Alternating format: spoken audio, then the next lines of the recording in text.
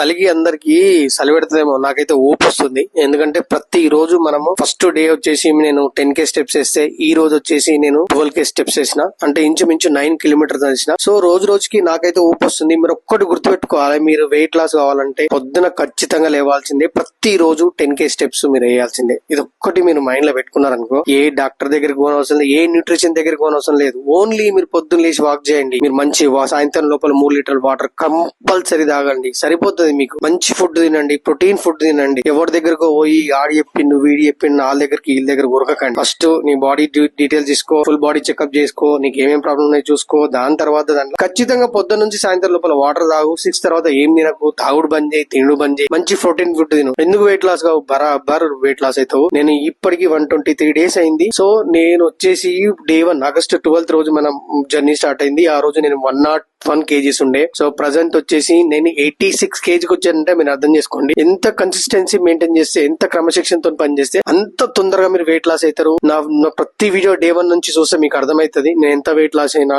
నా పఫ్నెస్ తగ్గిపోయింది, నా చీక్స్ చేంజ్ అయినాయి, సో నా గ్లోనెస్ ఫేస్ లో వచ్చేసింది. ఇదంతా కారణం ఒకటే, water must. Love you all. మళ్ళీ రేపు కలుద్దాం పొద్దున 4 గంటలకి.